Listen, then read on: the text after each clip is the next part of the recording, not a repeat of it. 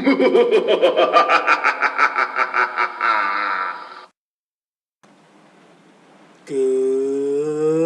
morning, YouTube. This is Supper, and today I'm coming to you with doom doom doom doom doom doom doom doom doom doom. Damn. Yes, I've got a new rulebook for Warhammer 40k 7th edition, and I'm going to give you a not so quick review today. So, before I start, I want to say huge thanks to Mr. Robert from Centrum Gear Phoenix from Torun, thanks to whom I received my package on Saturday. We have got some troubles, but we overcome it, and I'm very happy for contacts. So if you're looking for some place to go in Toruń or some internet purchase in Poland, check him out.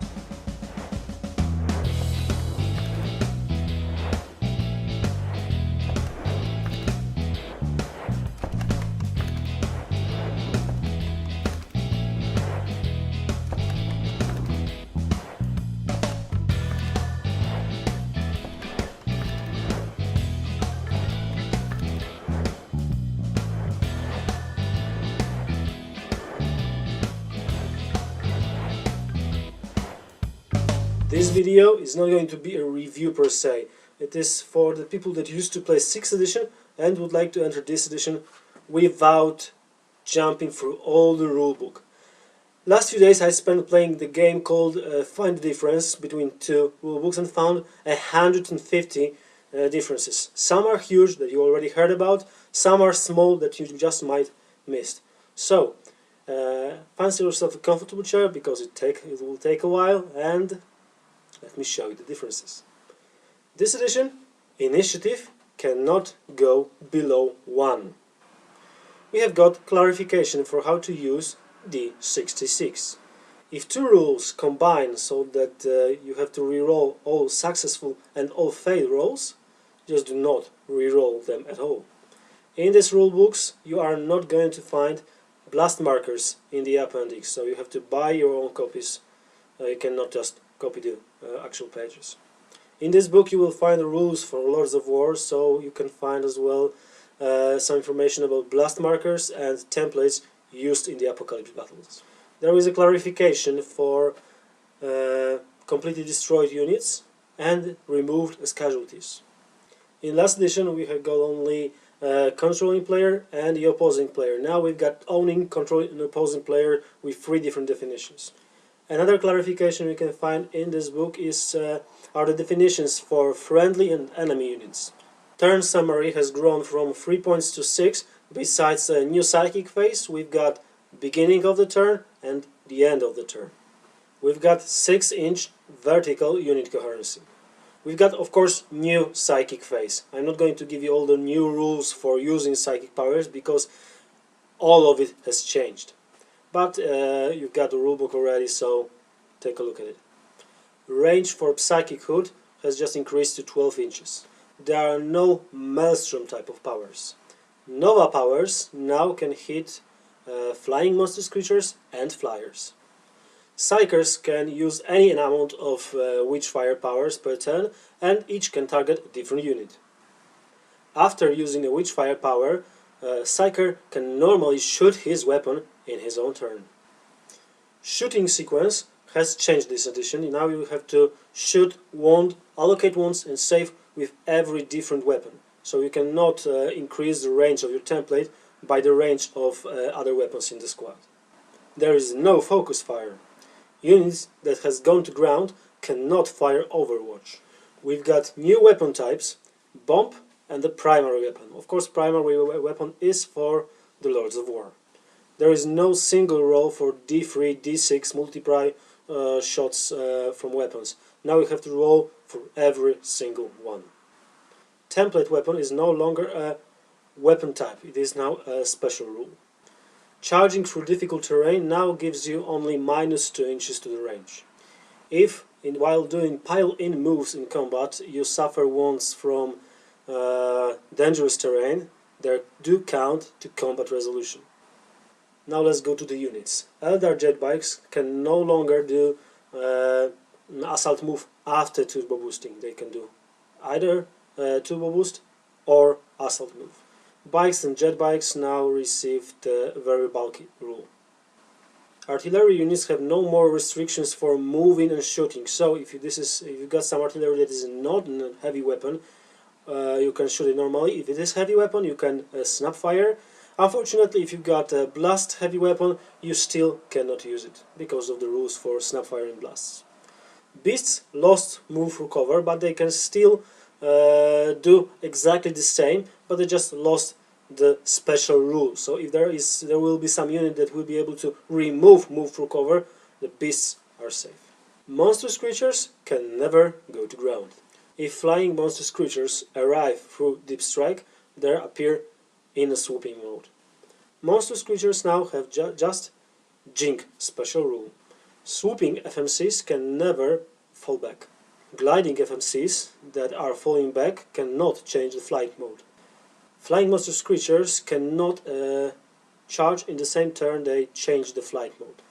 Grounding tests are now made only if the model has been wounded, of course with no saves, and only once per phase at the end of it. If flying monstrous creature has been grounded by enemy fire, it can declare charge in his next turn. Vehicles that fails dangerous turn test loses hull point and are immobile. Vehicle damage table has changed, now explosion is on 7+.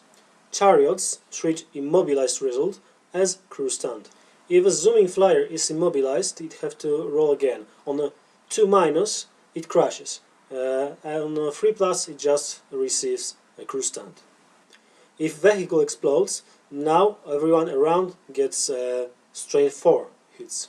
There are no craters after exploding vehicles. Wrecks are not dangerous terrain anymore. Units can charge vehicle even if they cannot harm it. Wounds made by explosion of transport for the transported units are randomly allocated. If a transport received crew stunned, crew shaken, immobilized or weapon destroyed results, the transported units have to make a leadership test. If they don't pass it, they can only snap fire. Now to vehicle types. Big changes in chariots. Now they cannot be destroyed separately to the character that is riding them. And if the character has got ability to come back, just like Necron Lords, they come back with the chariot, with 1 hull point. Characters cannot disembark chariots. Even if chariot moves, characters still can shoot their weapons. Chariots now have all new wound allocation rules.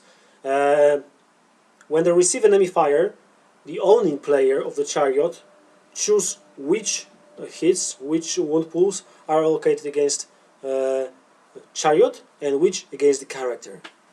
In close combat, wounds are allocated against chariot's front armor. Chariot's rider is relentless, and he can fire Overwatch, but only with his weapons, not the chariot's ones. Chariots lost sweep attack. And the last news from chariots, now they can be locked in combat. Bad news for Necron players, now heavy skimmers lost their jink save. If skimmer move flat out and is immobilized, it no longer wrecks. Walkers received Hammer of Wrath special rule. Speed now have nothing to do with strength of ramming attacks. When you count the strength of the stack, only look at the type of vehicle and its armor value.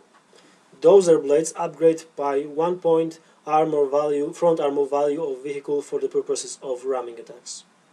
Characters lost precision shots. Excess wounds struck by characters in challenge are now relocated to the combat. As long as there are no other units in combat, outside forces can attack challengers. Moral support rule is gone. Ruins give 4+ cover save even if the model is not obscured in the 25%. Craters now give 6+ cover save, but if you go to ground in it, you will receive +2 bonus instead of +1. Rubble work just as ruins, 4+ cover save even if you are not obscured in 25%. No more area of terrain rules. If unit disembark from the building, it still can charge the same turn.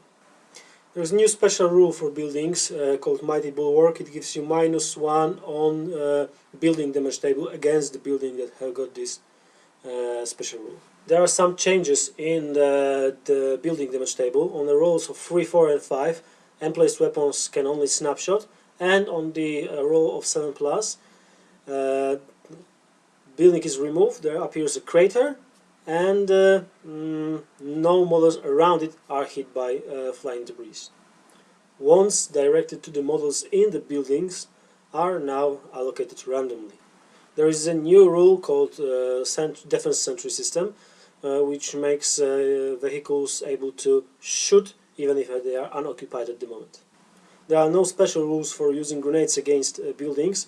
You can still use it to destroy the building, but now you cannot attack units that are embarked in the building using grenades. There is no leaping down. There are no rules for assaulting battlements. One of the biggest changes in this edition are, of course, Unbound and Battleforged armies.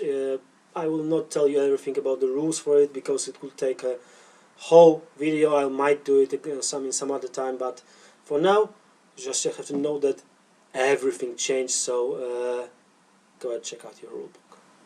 There are no limit and combinations of detachments for Battleforged armies, so you can have any number of any kind of detachments in it. Unique models can still be deployed only once, even in Unbound armies. You can now have few Combined Arms detachments in one army. Combined Arms detachment is just like the primary detachment from last edition. For Warlord traits there is a whole new tactical table, and there are big changes in every other table, so take a closer look at them. They really look cool now. When Warlord dies, all bonuses applied by him are immediately lost. So if you have some units that are going to be deployed as outflank because of some rule, thanks to Warlord, they have to be deployed in normal reserves then. We've got, of course, new Allies table. Now you can embark in Battle Brothers transports. Allies with the Come the Apocalypse type can be deployed in one army now, in a normal battle. If you bought some fortifications, you deploy them with the rest of your army. In most missions, at a roll-off, the player who wins decides who deploys first. Player which deployed first, after the deployment of his and his enemy, chooses who goes first. There is new sudden death rule. If you table your enemy, you are victorious no matter the victory points. With a very few exceptions, everything is scoring nowadays. Even claimed buildings are scoring. If neither player wants night fight, there is no need for any kind of roll. But if anyone would like it, then you can make a typical roll 4+ for night fight. When there is night fight, everyone have got stealth, and there are no range penalties, so you can shoot at the enemy distance you want. You can have in reserve any number of units you would like, no more 50%. Now special rules. And they shall know no fear no more gives you a 3-inch additional move. Wounds from blasts are allocated to the closest model, even if it is out of sight. Barrage weapons lost pinning. When you are attacked by any number of weapons or enemies with blind special rule, you test only once at the end of the phase. When you use counter-attack rules, you no longer have to roll for leadership. We've got rules, of course, for destroyer weapons, and they are much less skilly than in the Apocalypse battles. Feel no pain can't save against D weapons. Force is now a blessing psychic power. Hammer of Wrath attacks are resolved against vehicles against the armor value of the side to which the model touches. In this edition, we've got it clearly stated that Ignores Cover works not only for wounds, but for glancing and penetrating hits as well. Independent characters without infiltration special rule cannot join infiltrators during deployment. Now you can choose to use or not Jink cover save. If you do, you've got 4+ cover save, but you can only snapshot next turn. Missile lock now works on one use only weapons. If they got no blast, you just have got a reroll. If you do get blast, you roll d6 for scatter instead of 2d6. If you want to reroll wounds from poison attacks, now you have to be higher strength than the toughness of the enemy, not higher or equal. As I told, we've got new Sentry Defense System rule, which allows claimed vehicles, claimed buildings to shoot enemy without occupants, and it allows to shoot enemy to shoot at it as long as it's claimed by the enemy. To make a smash attack, you no longer halve your attacks, you just receive one single double strafe attack. Sniper weapons lost pinning and rending. They are still on the roll of 6 to wound armor penetration 2, but they lost any bonuses against vehicles. For them they are only counted as strength 4. Wounds from Soul Blaze are now randomly allocated. To use Splitfire rule, you no longer have to take a leadership test. Units with Strafing Growl special rule lost pinning. Strike Down rule works now on monstrous creatures as well as other non-vehicle units, and now it only makes them move as in difficult terrain. If Swarm received wound from Blast or Template, they are still doubled unless they are instant death already. Then they are not doubled. Units that are within a building or in an open-topped transport vehicle that is struck by template weapon receive d6 hits from this weapon. Vector Strike is now only one hit unless you attack flying monsters, swooping flying monstrous creature or zooming flyer. Then it is D3 attacks, but each are with 2 armor piercing. We've got new Vortex rule. Crack and plasma grenades and melta bombs can now be used against gun emplacements. Defensive grenades don't no more give you stealth, but they can blind enemies. There are no more rules for old fortification in this rulebook. They are now available only thanks to Stronghold Assault. Now, psychic powers. Start from Biomancy. Iron Arm is now +3 strength and toughness and gives you smash. No more Eternal Warrior. Wound regenerated thanks to Life Leech can be allocated to Psyker or any model in 6 inches. Warp Speed gives +3 initiative and attacks. Endurance gives now Feel No Pain, Relentless and Eternal Warrior, Feel No Pain 4+, and it is Warp Charge 2. Hammer Hedge is now 18 inches, initial target have to pass 2 toughness tests, and it's Warp Charge 2. Prescience is Warp Charge 2. Misfortune is now Warp Charge 2 and gives every model that attacks the misfortuned unit gets rending. Scryer's Gaze is now Warp Charge 2 and gives you only rerolls for reserve, outflank, mysterious objectives, and you can discard and get new tactical objective. We've got 2 new disciplines of demonology, Sanctic and Malefic. Fiery Form from Pyromancy lost +2 strength, but now you can reroll any further rolled wounding on Pyromancy spells. Fire Shield gives now cover for every kind of attack, and every enemy treats all terrain 6 inches from the Psyker as a dangerous terrain. Spontaneous Combustion attack is now strength 6 AP3, and the blasts after it is strength 5 AP4, it ignores cover. Initial attack is Soul Blaze as well. Sunburst range goes to 9. It lost blind but received Soul Blaze. Inferno is now Warp Charge 2 and Large Blast. Telekinesis lost Gate of Infinity. It is now in Demonology Sanctic power. Objuration Mechanicum, now instead of giving rerolls for 6s to wound, it gives all the unit gets hot. Shockwave is now range 9, but 2d6 hits and a strength 4. In Telekinesis there is new psychic power called Levitation. It just gives you additional 12-inch move. Telekinetic Dome is now Warp Charge 2, and it no longer reflects hits for a single unit, but gives 5% invulnerable save for every model in 12 inches from Psyker. Vortex of Doom is now renamed to Psychic Maelstrom and is now Large Blast and Assault 1. Psychic Shriek is range 18. Terrify no longer steals Fearless, but gives -1 leadership, makes all enemies fearful, and you have to pass morally at the end of the turn. Telepathy lost Puppet Master, but there is a new power called Shrouding. Invisibility has been changed. Now all invisible units, models in the unit can be shot only by snapfire and only on 6's hit in close combat. Hallucination changed a lot. On the roll of 1-2 you have to make a pinning test, no more automatically pinning.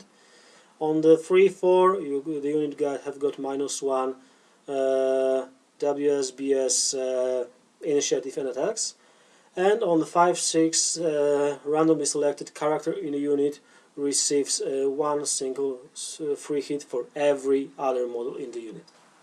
And this would be it. This was 149 changes between 6th and 7th edition of Warhammer 40,000. If you find anything else, please write in comments. I am sure that I might lost some changes.